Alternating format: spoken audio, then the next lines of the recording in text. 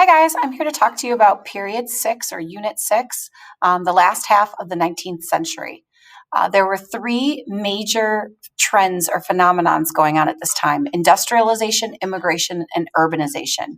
You must know those three things were going on in the late 1800s. Specifically, that's one of your important dates. We want you to memorize the 1880s as kind of the height of mass industrialization, immigration, and urbanization. This time period is sometimes referred to as the Gilded Age. It was coined by Mark Twain because things appeared pretty shiny and nice on the outside, but that wasn't always the case. So let's get into it. The first key story that we want you to know is that there's the rise of heavy industry going on in the late 1800s, specifically the Second Industrial Revolution, which is going to differ from the First Industrial Revolution, remember, which was in the early 1800s, remember Lowell mills and so forth. The first industrial revolution focused more on like farming advancements because that's what most Americans were doing. The second industrial revolution was more focused on heavy industry. So think steel, oil, to operate the machines or to run now one of the many trains. The railroads were being utilized much more in the second industrial revolution. The railroads, remember, are going to be in part subsidized by the government with these federal land grants. We get our country's first millionaires, including Andrew Carnegie, John Rockefeller. We get some really big businesses like Standard Oil Trust by Rockefeller.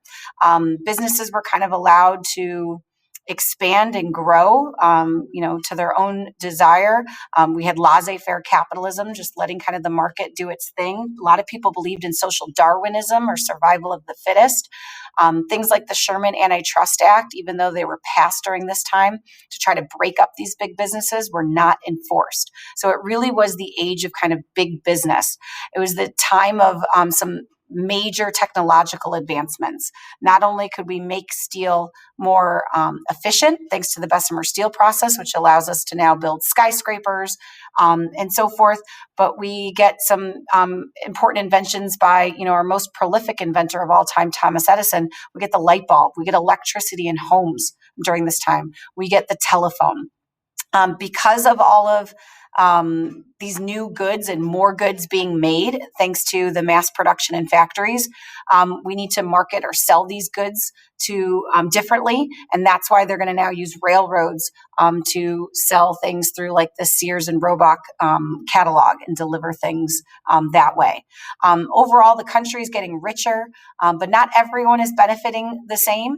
Workers especially were exploited, and so that's why workers organized themselves, and we get our first labor unions and first real strikes to occur during this time. So make sure you know kind of some important labor strikes and some of the early labor unions. Knights of Labor was one of the first ones. The American Federation of Labor is going to be larger. American Federation of Labor, remember, organized just skilled workers, unlike the Knights of Labor. Make sure you know some of the different strikes. They all kind of similar in that workers were struggling that because they wanted better wages, safer working conditions, less hours. Oftentimes the government ended up siding with the business owners and the workers were kind of forced to go back to work. And so it was only over time, gradually, that workers are able to get some of the things that we expect today, like an 8-hour workday or safe working conditions, minimum wage. That's going to take a lot of time, but this is the beginning of workers really organizing. There was no need for workers to organize and go on strike before because remember, for most of our country's history, they were farmers working for themselves. But now as we get more people working in factories due to the Second Industrial Revolution, we get workers now having to unite. This coincides with our second story. Where are these workers going to live? Where are these factories going to be built in cities? And who's going to work in these factories? These new immigrants. So another key story is kind of the mass immigration and urbanization that also goes on at the same time as the industrialization. They're all related.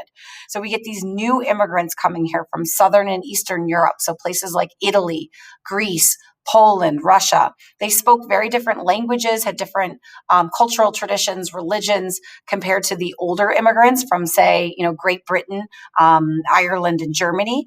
So that creates some resentment. And eventually, if we fast forward to the 1920s, they'll pass some laws to restrict some of these new immigrants. They were coming in here to the United States in such mass numbers that they actually created Ellis Island during this time. We just get a huge, huge number of immigrants coming here in the late 1800s, early 1900s. Again, they're going to live in cities, so hence the urbanization. They're going to live often in tenement houses in these ethnic neighborhoods, kind of separated, by ethnicity. And they were incredibly crowded conditions. That is why we're going to start to get some people to try to push for reform and make the immigrants' lives and these city living conditions better.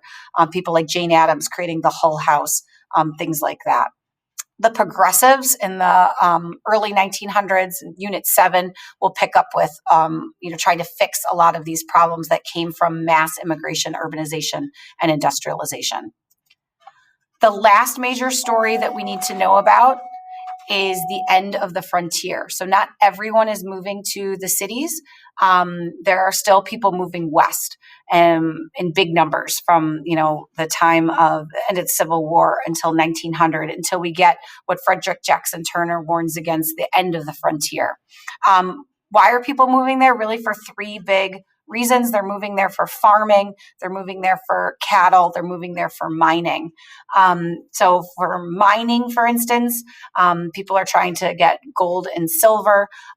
There's such a competition for this in California that eventually leads to some discrimination towards the Chinese as they were coming over here to try to mine. It leads to the Chinese Exclusion Act, our first anti-immigrant law ever passed.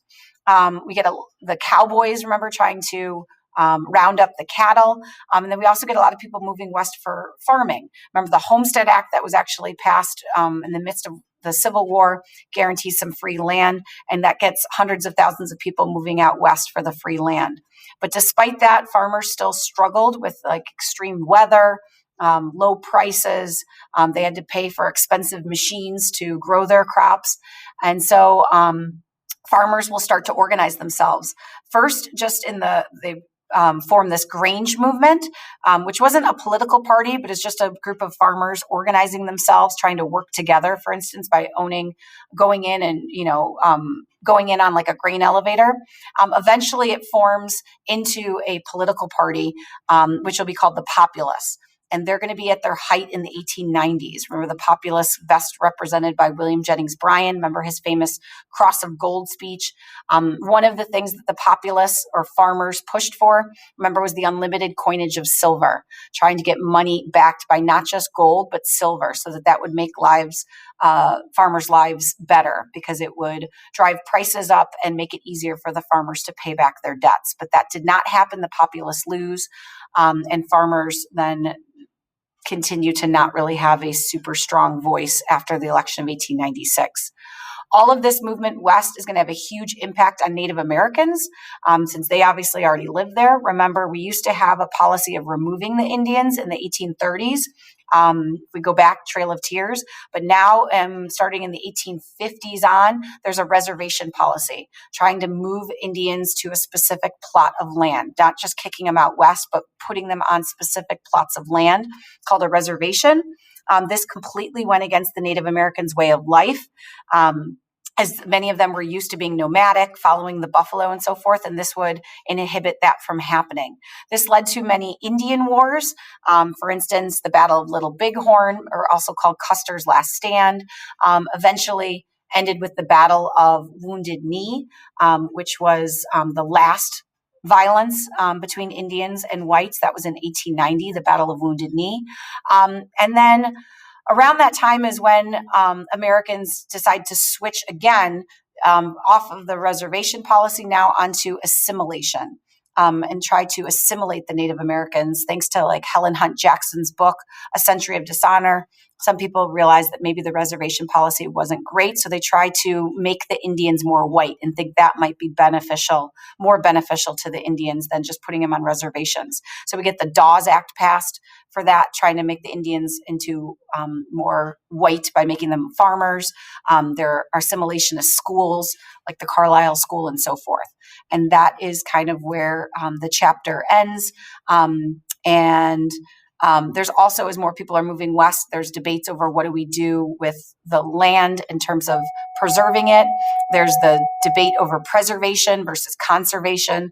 Remember, preservationists would be more for Yellowstone, trying to protect national parks and not touch them at all, versus conservationists, which are a little less extreme, saying we can regulate the use of these natural resources. So like National Forest or the Forest Reserve Act would be an example of that.